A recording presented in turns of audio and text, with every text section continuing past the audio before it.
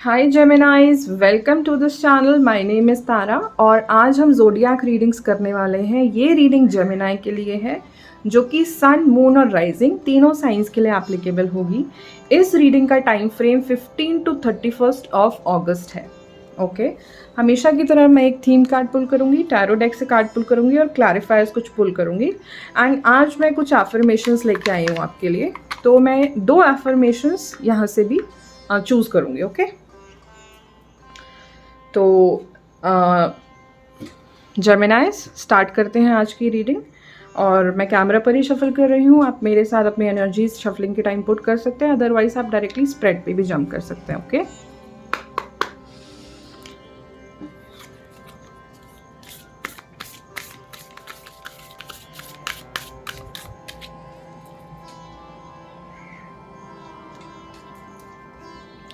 तो जेमिनाइज आपका theme card आया है mountain, stand your ground.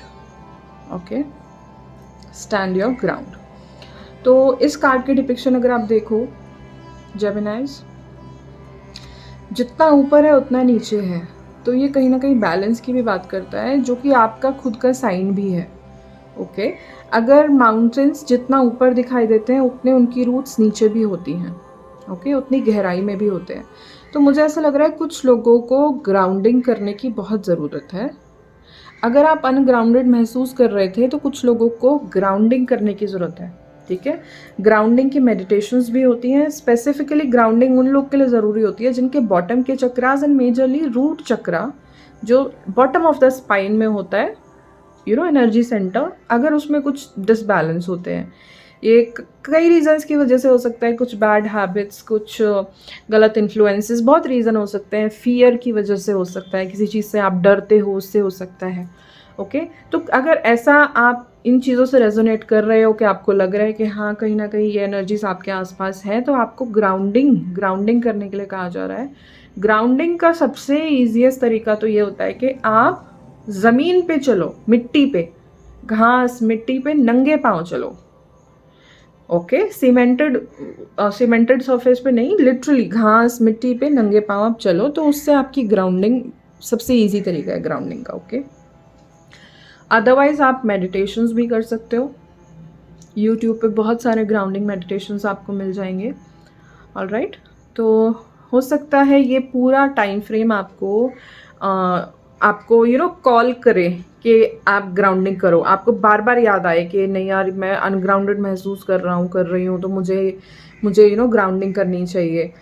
Right अगर आप फियरफुल एनर्जी में ज़्यादा रह रहे हो ना, तो डेफिनेटली आपके लिए साइन है कि आपको ग्राउंडिंग करने की ज़रूरत है। ओके जेमिनाइज देखते हैं आपके लिए टैरो से क्या गाइडेंस आ रही है।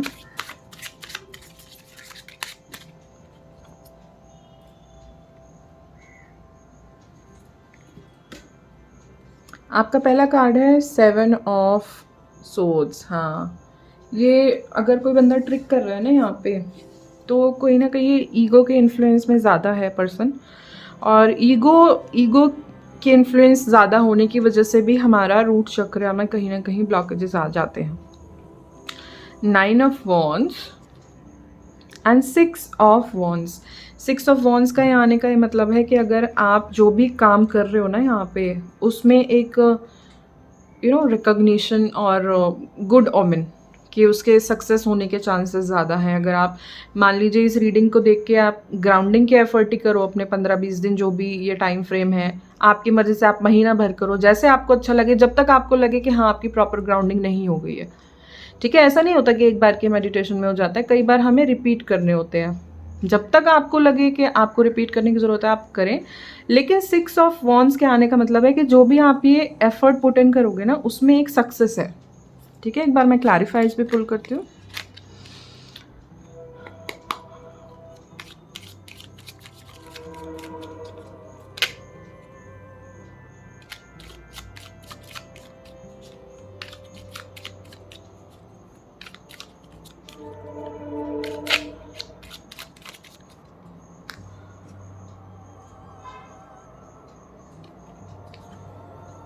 द एम्प्रेस, 5 ऑफ वॉन्ड्स, वॉन्ड की बहुत एनर्जी आई है, 10 ऑफ सोर्ड्स। ओके क्योंकि कार्ड पॉप हुआ था तो मैंने इसको इसलिए कंसिडर किया है। एस ऑफ पेंटिकल्स का यहाँ पे कार्ड है। एस ऑफ पेंटिकल्स एक new beginning, new job, new promotion, किसी तरीके की फाइनेंशियल अबंडेंस, इस तरीके की एनर्जी एस ऑफ पेंटिकल्स के साथ आती है कुछ लोगों के लिए। क्योंकि यहाँ पे रैबिट है तो हो सकता है रैबिट स्पिरिट आपको कुछ मैसेजेस दे, या ऐसा हो सकता है कि आप अगर रैबिट स्पिरिट को कॉल करें, मान लीजिए कोई फाइनेंशियल सिचुएशन में आपको लग रहा है कि कुछ परेशानी चल रही है, तो आप रैबिट स्पिरिट को कॉल भी कर सकते हो, इन्वोक कर सकते हो, उनसे अबंडेंस के लिए रिक्वेस्ट कर सकते हो, हेल्प मांग सकते हो। ओके तो अभी हम देखते हैं कि स्प्रेड में क्या आया है। 7 ऑफ सोर्ड्स आया है एम्प्रेस के साथ। अगर ये एम्प्रेस की एनर्जी क्लैरिफिकेशन में आई है तो इसका ये मतलब है कि जो भी ये ट्रिकरी, अगर कोई थर्ड पर्सन आपके साथ ट्रिक करने की कोशिश कर रहा है, आपको कहीं ना कहीं बेवकूफ़ बनाने की, आपको नुकसान पहुंचाने की कोशिश कर रहा है, आपके लिए इल विल है उसके मन में, तो आपकी इतनी इनर नोइंग है, आपकी नॉलेज इतनी है कि पहली बात तो आप जान जाओगे कौन है, और हो सकता है कि आप खुद से उसको बचा भी लो। ओके गाइज, ये 7 ऑफ सोर्ड्स और जो एम्प्रेस की एनर्जी है ना, मुझे बहुत मिस्टीरियस लग रही है। क्योंकि कोई वैसे भी 7 ऑफ सोर्ड में कोई चुपके से कोई काम करने की कोशिश कर रहा है ना, तो बहुत ही मिस्टीरियस एनर्जी लग रही है जो अपने आप को रिवील नहीं करना चाह रही है। तो लेकिन आपको क्या कहा जा रहा है कि मान लीजिए अगर आपको अभी पूरी इन्फॉर्मेशन नहीं पता है ना, तो अभी आप एक्शन मत लो, जो इस कॉम्बिनेशन से मुझे मैसेज मिल रहा है।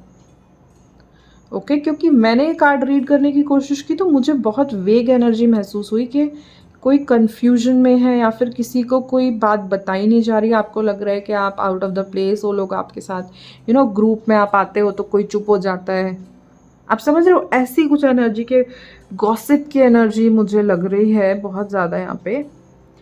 चिट चैट गॉसिप, इस तरीके की एनर्जी। मैं तो आपसे कहूँगी कि थोड़ा सा यहाँ से डिस्टेंस बनाओ आप।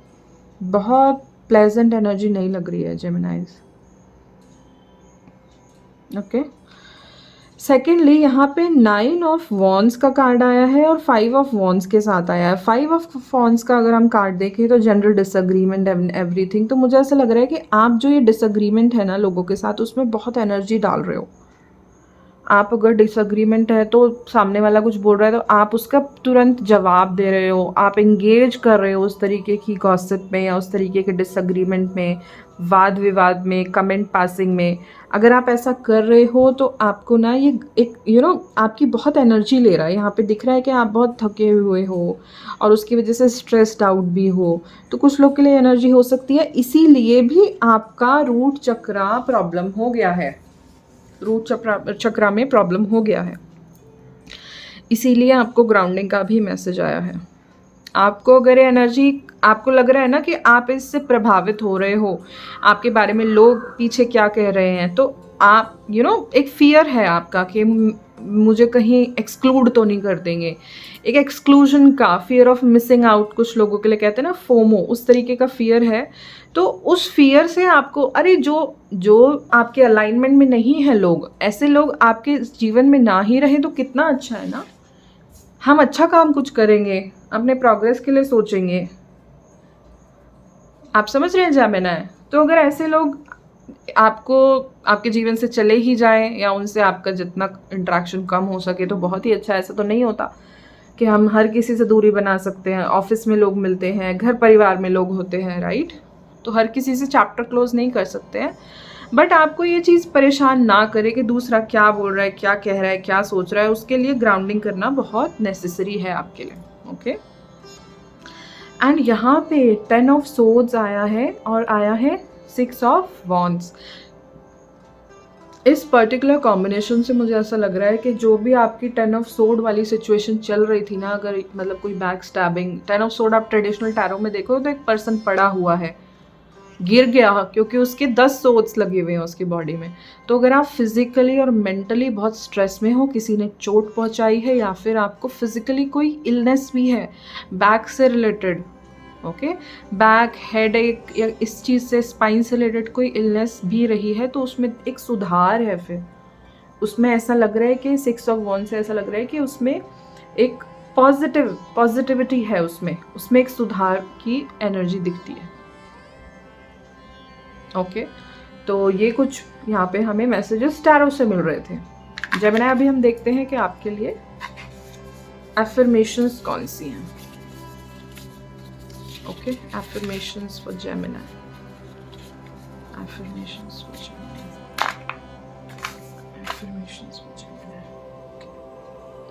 तो जेमिनी, आपके लिए पहली एफर्मेशन है I am making a difference, I am making a difference.